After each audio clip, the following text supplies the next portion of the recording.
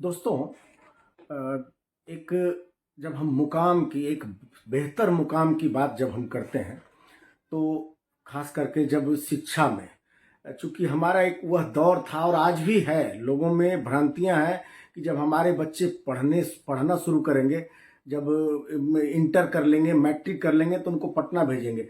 बचपन है तो उनको कहीं एक अच्छे आवासीय विद्यालय में भेजा जाएगा ताकि उनको, लेकिन बड़े शहरों में, अगर आवासीय विद्यालय में भी भेजना है तो बड़े शहरों में। लेकिन कुछ ऐसे मेधावी शिक्षक हमारे यहाँ, हमारे बिहार में, खैर हम ये कह सकते हैं कि हमारे बिहार में हुनर और हुनरमंद दोनों की कमी नहीं है। तो एक ऐसे हुनरमंद शिक्षक की कहानी आज हम आपको बताने जा रहे हैं, जिन्होंने शिक्षा के क्षेत्र में न सिर्फ एक मुकाम हासिल किया है, बल्कि आज जो भाग दौड़ है, भाग दौड़ मतलब शिक्षा के क्षेत्र में जो बचपन का भाग दौड़ है, किसी को जरूरत है नेतरहाट जाने की, किसी को जरूरत है रामकृष्ण मिशन देवघर जाने की, किसी को सिमुलतल्ला जाने की, मतलब किसी को पुरुलिया जाने की, जो हमारे देश के नामी गिरामी संस्थान है, शिक्षण संस्थान, सैनिक स्कूल हो गया या इस तरह के, तो हाँ भाग दौड़ है जाने की। और उस तरह के कॉम्पिटिटिव प्रतियोगी परीक्षाओं में एक स्थान दिलाने का काम किया है, तो वो है एक छोटे से शहर शेखपुरा जिले का एक छोटा सा शहर बरबीघा। जी हाँ, बरबीघा में एक आदर्श विद्या भारती नाम से स्कूल है।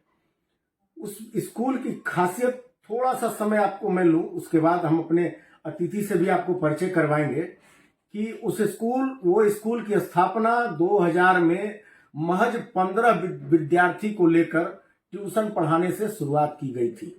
उस स्कूल का इतिहास ये रहा है कि सन 2000 में 15 इस विद्यार्थियों के साथ, अपने दोनों भाइयों के साथ ट्यूशन पढ़ाने का काम शुरू किया गया था इस स्कूल के बगल में ही। और तब शायद इन्होंने भी नहीं सोचा होगा कि हम इतनी बड़ी उपलब्धि हासिल करेंगे, लेकिन जज्बा था कि हमें हासिल करना है। और आज स्थिति ये है कि पूरे भारत में हम कह सकते हैं, चूंकि हम लोग गवाह हैं कि बिहार से, झारखंड से, बंगाल से या यूपी से, एमपी से, जो भी मतलब आसपास के राज्य हैं, और यूं कहें कि कहीं से भी लोग आ रहे हैं प्रतियोगी परीक्षाओं को देने के लिए। आदर्श विद्या भारती का जो एडमिशन का परीक्षा है, जो उसका प्रतियोगी परीक्षा ली जाती है, उसके लिए तो इस मुकाम को हासिल करने के लिए आज हम अपने साथ बैठे जो हमारे अतिथि हैं, वो है प्राचार्य हैं आदर्श विद्या भारती के। तो आदर्श विद्या भारती के प्राचार्य से संजीव जी, आपका हमारे कार्यक्रम में स्वागत है। सर, ये बताइए कि इस मुकाम पर आपने जो आप हासिल किया इस मुकाम को, इसमें आप शुरुआत कहाँ से मानते हैं इसको, कि क्या आपको लगा कि हम यहाँ इस तरह के माहौल में या इस तरह की परीक्षाओं में अपने बच्चों को शामिल करें? इसकी आप सोच कैसे आप पैदा किए आप बरबीघा जैसे छोटे शहरों में? अपनी कॉलेज की शिक्षा समाप्त करने के बाद मैं पीजी किया। उसके बाद मैं अपनी जॉब के लिए तलाश में था। इसी बीच मेरे एक प्रेरणा स्रोत व्यक्ति मुझे सलाह दिए कि आप बच्चों के लिए कुछ कर सकते हैं। मेरे साथ मेरा एक भाई रहता था, उसे भी मैं सैनिक स्कूल के लिए तैयार किया, लेकिन उसकी अंतिम चयन नवोदय विद्यालय में हुआ। तो मेरी आकांक्षा हुई कि मैं भी बच्चों के लिए कुछ कर सकता हूं, और यह शहर को मैं चुना क्योंकि मेरे गांव का नज़दीकी शहर था। शांति व्यवस्था और विभिन्न प्रकार की जो सहूलियत मिलनी थी, यहाँ मैंने देखा। और मैं 4-5 कमरों के मकान में मैं इसकी शुरुआत किया, और शुरुआत से ही मैं सोचा कि बच्चों को कुछ विशेष देना है तो इसके लिए विशेष करना ही होगा, और उसी के प्रति मैं लगातार समर्पित रहा और पूरी वफादारी पूर्वक उनके बीच अपना काम करता रहा। दोस्तों, एक और बात मैं बता दूं आपको कि जो अभी सिमुलतल्ला का रिजल्ट आया है, 2-3 बातें हैं, गूढ़ बातें। सिमुलतल्ला का रिजल्ट आया है, उसमें जो पीटी का रिजल्ट आया है उसमें 124 छात्रों ने सफलता पाई है इसमें, जो पीटी का है, प्राइमरी जो एग्जाम हुआ है। और दूसरी बड़ी बात ये बताता हूं कि रामकृष्ण मिशन पुरुलिया और रामकृष्ण मिशन नरेंद्रपुर, इन दोनों स्कूलों की एक बात समझिए आप इस चीज को कि नरेंद्रपुर में बाहर के बच्चों का, जो रामकृष्ण मिशन नरेंद्रपुर है, वहां बाहर के बच्चों का मतलब बंगाल के, चूंकि वो बंगाल बोर्ड के द्वारा उसका पूरा सिस्टम जो है बंगाल बोर्ड के द्वारा वहां संचालित है, तो बंगाल के अलावा मात्र 24 बच्चों का पूरे देश से चयन होना होता है उसमें, रामकृष्ण मिशन नरेंद्रपुर में। उस 24 बच्चों में 16 बच्चे आदर्श विद्या भारती बरबीघा से सफल हुए हैं, जिनका कि अब वहां एडमिशन होना है। समझ रहे हैं आप इस बड़ी बात को कि 24 भारत वर्ष के पूरे 24 बच्चों में 16 बच्चे सिर्फ आदर्श विद्या भारती के हैं। ये अपने आप में रिकॉर्ड है, इतिहास होगा। पुरुलिया की बात हम आपको बताते हैं कि पुरुलिया में बाहर के बच्चों का मतलब वो भी बंगाल बोर्ड द्वारा ही, उसका भी सिलेबस है बंगाल बोर्ड से ही, वो भी उसका भी चलता है। तो रामकृष्ण मिशन पुरुलिया में बंगाल के अलावा बाहर के राज्यों का मतलब पूरे बिहार के, पूरे भारत के राज्य जो सीट है वो 13 सीट है। उस 13 सीट में 7 सीट पर कब्जा जमाया है आदर्श विद्या भारती के बच्चों ने। तो ये एक बड़ी बात होती है इस तरह के छोटे से। तो सर अब इसमें हम आपसे जरूर, चूंकि ये गौरव की बात है और हम तो चाहेंगे कि और भी आप सफलता हासिल करें, तो इसमें आपका, चूंकि आपने एक शुरुआत जो की थी वो बहुत छोटी शुरुआत थी सर, आज आप एक बड़े संस्थान के रूप में पूरे भारत में भी लगभग प्रचलित हो चुके हैं, चर्चित हो चुके हैं। तो इसके पीछे आप क्या मानते हैं, क्या कारण हो सकता है? देखिए, बच्चे जो होते हैं वे कच्ची मिट्टी के समान होते हैं। जिस तरह कच्ची मिट्टी को कुम्हार विभिन्न रूप और आकार देता है, उसी तरह कच्ची मिट्टी रूपी छोटे छोटे बच्चे जो नवनिहाल हैं, देश के नवनिर्माता हैं, भविष्य के नवनिर्माता हैं, उनको यदि सही रास्ते पर समुचित ढंग से, समुचित प्रबंधन से उसकी शिक्षा दीक्षा प्रदान की जाए तो मुझे उम्मीद है कि उस लक्ष्य की ओर प्राप्त कर लेगा। वही चीज यहाँ किया जाता है। हमारे एक सुयोग्य और प्रशिक्षित शिक्षकों की टीम है जिसमें सभी शिक्षक समर्पित हैं और समर्पित भावना से बच्चों को प्रयास करते हैं और इसमें एकदम कंसेप्ट देकर, कोई ट्रिक मेथड नहीं, बिल्कुल कंसेप्ट देकर विभिन्न विषयों की उनको शिक्षा दी जाती है। और यह उसका जो लेवल है, क्लास 5th में रहते हुए ही उनको हम लोग 7th 8th लेवल तक का सिलेबस कंप्लीट कराते हैं, ताकि किसी भी तरह का जटिल से जटिल प्रश्न उस लेवल पर आता है एग्जाम में तो वह आसानी से सोल्व कर देता है। यही सबसे बड़ी विशेषता है अधिक से अधिक परिणाम प्राप्त करने का। 2 भाइयों से, संजीव जी, आप 2 भाइयों से शुरू किया गया ये कार्य, आज आप 55 शिक्षक पर हैं। तो 55 शिक्षकों में शिक्षकों का चयन प्रक्रिया या विद्यार्थियों का जो चयन प्रक्रिया आपके यहाँ, जो विद्यार्थी आते हैं जिनका एडमिशन होता है, शिक्षकों का चूंकि शिक्षकों की जो आपका रिजल्ट है, शिक्षकों की चयन प्रक्रिया तो निश्चित रूप से आपका अव्वल है, होगा ही। तो विद्यार्थियों का जो चयन सिस्टम है, हम एक बार उसके बारे में जानना चाहेंगे कि कैसे आपके यहाँ हमारे देश के या हमारे राज्य के और भी बच्चे जो आपके यहाँ आना चाहें, उनके लिए क्या प्रक्रिया है, किस तरह का प्रक्रिया है जो आपके यहाँ दाखिला ले सके? देखिए, सर्वप्रथम मैं शिक्षक की बात करता हूँ। शिक्षक किसी भी संस्थान के लिए वो हार्ट होते हैं उस इंस्टीट्यूशन का, और अच्छे शिक्षक ही अच्छी शिक्षा दे सकते हैं, बच्चों को तालीम कर सकते हैं। इसलिए मैं सुयोग्य और प्रशिक्षित शिक्षकों को अपने यहाँ रखना पसंद करता हूँ। दूसरी बात है, बच्चों के नामांकन की प्रक्रिया स्वाभाविक है कि जब आपके पास आपकी क्षमता के से अधिक बच्चे एप्लीकेंट के रूप में आपके संस्थान में नामांकन के लिए प्रयास करते हैं, आवेदन देते हैं, तो स्वाभाविक है न ही किसी जाति, न ही किसी संप्रदाय, न ही उनकी आर्थिक स्थिति के बीच भेदभाव रखते हुए उनका नामांकन लिया जाए। और इसी कारण नामांकन के लिए हम लोग प्रवेश परीक्षा आयोजित करते हैं और जितने सीट्स अवेलेबल होते हैं मेरे विद्यालय में, उसके अगेंस्ट हम लोग उनका मेरिट लिस्ट तैयार करते हैं और मेरिट लिस्ट में जो लिस्टेड स्टूडेंट होते हैं उनका अंतिम रूप से चयन होता है और नामांकन लिया जाता है। इतनी बड़ी उपलब्धि, चूंकि आपके यहाँ अब हम विद्यार्थी नहीं कह सकते हैं कि विद्यार्थियों का दाखिला होता है, आपके यहाँ से अब फौज जाते हैं, विद्यार्थियों की फौज जाती है कहीं भी दाखिला लेने के लिए। तो उन विद्यार्थियों के पढ़ाई लिखाई का जो सिस्टम है, चूंकि बड़ी बात है, तो सिस्टम क्या है, लोग अगल बगल से रह के आते हैं या पूर्णतः आवासीय है, क्या व्यवस्था, कैसी व्यवस्था के तहत आप पढ़ाई करवाते हैं? देखिए, इस विद्यालय की सबसे खासियत यही है कि आप मेरे घर के बगल में हैं, मेरे पड़ोसी हैं, फिर भी मैं आपके बच्चों को शिक्षा तभी प्रदान कर सकता हूं कि जब वह विद्यालय परिसर में है, अर्थात विद्यालय के छात्रावास में रह रहे हैं।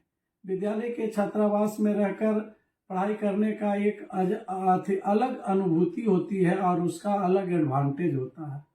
बच्चे मेरे पास हैं तो हम लोग उसका होमवर्क हो, चाहे क्लास वर्क हो, चाहे उसको सही ढंग से पठन पाठन करवाना हो, सब पूरी प्रक्रिया हम लोग अपने शिक्षक के टीम के द्वारा अपने देख रेख में संचालित करवाते हैं, ताकि उस विद्यार्थी को पढ़ने के प्रति ललक हो और विशेष जिज्ञासा उत्पन्न हो। और अलग अलग उदाहरण के माध्यम से हम लोग सोचते हैं कि हमारे बच्चे जो भी पढ़ा रहे हैं, जो भी हम उनको शिक्षा दे रहे हैं, वे बहुत सुगमता पूर्वक और दिलचस्पी पूर्वक ग्रहण करें, ताकि उनको विद्यार्थी जीवन में इससे लाभ मिले।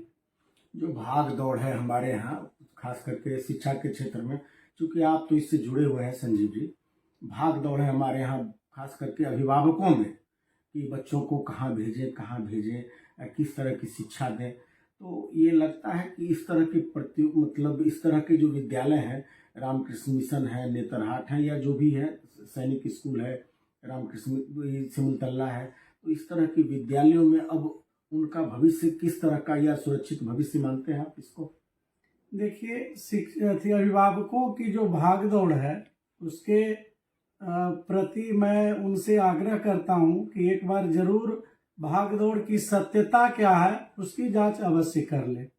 और देश के जो नामचीन आवासीय विद्यालय हैं, जिसमें RK mission Deoghar, RK mission Narendrapur, RK mission Purulia, Netarhat विद्यालय, सिमुलतला आवासीय विद्यालय, सैनिक स्कूल का एक विशेष पहचान है।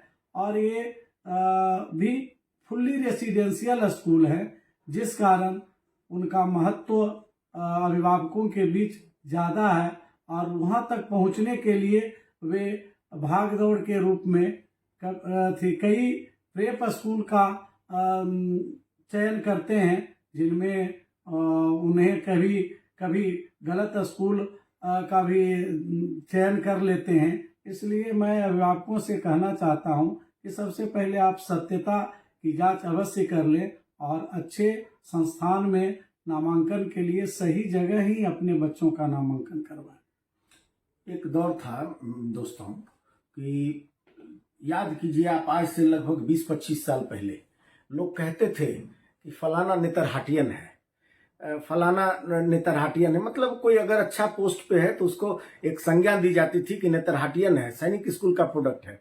अब इधर से हाल के दिनों में IITN है, फलाना IITN है, तो IIT से आया है। तो आज का दौर निश्चित रूप से जब संजीव जी से हम बात करते हैं और बातों से का जो निचोड़ निकलता है वो यह कि जो आप रामकृष्ण मिशन में, मतलब एक शिक्षा ही बड़ी चीज नहीं है, उस तरह के विद्यालय में जब आपके बच्चे पढ़ते हैं तो शिक्षा के साथ संस्कार हासिल होता है। और जब संस्कार हासिल होता है तो पूरे भारत में कोई भी प्रतियोगी परीक्षा मतलब जितने भी आप, चाहे वो UPSC हो या किसी तरह की परीक्षा हो, राज्य का संघ परीक्षा हो, किसी तरह की जो परीक्षा हो उसमें आपकी सफलता का प्रतिशत जो है वो अधिक होता है जब आप शिक्षा के साथ संस्कार भी आपके पास होता है। शिक्षा तो जरूरी है। और इस तरह के विद्यालयों में अब एक अंतिम सवाल हम अपने अतिथि से, हमारे साथ जो मौजूद है हमारे आज चैनल में, तो सर एक आखिरी सवाल कि आप अपने यहाँ से जिन बच्चों को भेजते हैं उनके अभिभावक आपसे संपर्क करके आप वो संतुष्ट दिखते हैं आपसे?